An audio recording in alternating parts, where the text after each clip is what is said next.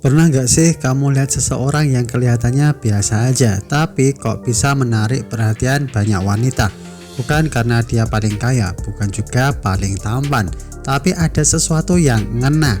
Nah, seringkali jawabannya bukan di kata-kata, tapi gestur. Gestur itu bahasa diam tanpa suara, tapi pesannya bisa jauh lebih kuat daripada 1000 kalimat gombalan.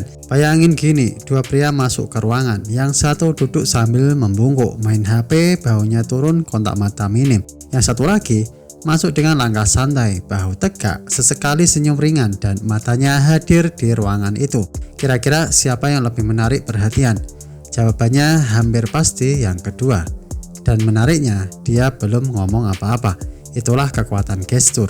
Hal pertama yang perlu kamu pahami adalah gestur itu mencerminkan kondisi dalam dirimu. Kamu nggak bisa pura-pura percaya diri terlalu lama kalau di dalamnya kosong. Tapi kabar baiknya, kamu bisa melatih gestur untuk membantu membangun kepercayaan diri itu sendiri.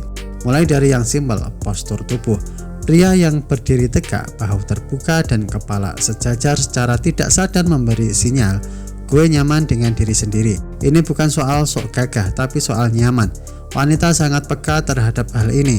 Mereka bisa merasakan mana yang natural, mana yang dipaksakan. Lalu, kontak mata.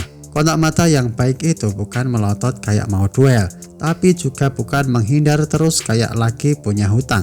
Kuncinya ada di keseimbangan. Tatap dengan santai, sesekali alihkan lalu kembali lagi. Ini menunjukkan kamu percaya diri tapi tetap punya rasa hormat. Yang menarik, kontak mata ini sering jadi trigger awal ketertarikan, karena dari situ muncul koneksi.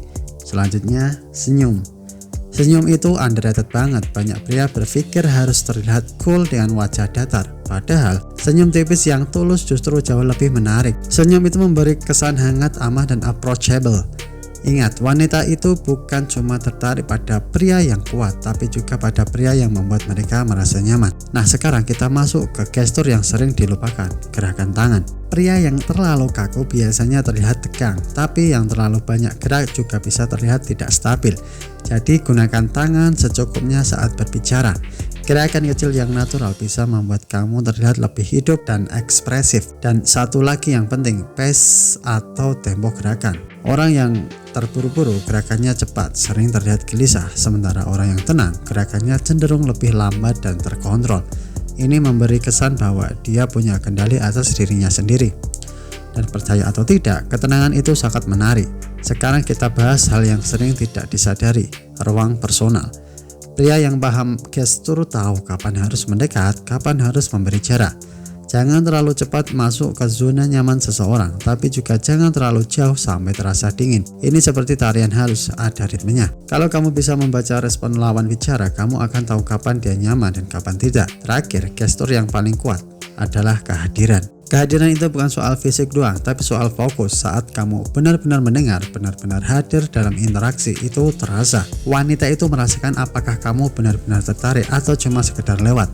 Ironisnya, di era sekarang banyak orang sibuk terlihat menarik tapi lupa untuk benar-benar hadir. Jadi, menarik perhatian wanita bukan soal trik murahan atau teknik manipulatif. Gestur itu bukan alat untuk menipu, tapi cara untuk menampilkan versi terbaik dari dirimu. Karena pada akhirnya yang paling menarik bukanlah pria yang sempurna, tapi pria yang nyaman menjadi dirinya sendiri. Dan itu terpancar dari setiap gerakan kecilnya, coy.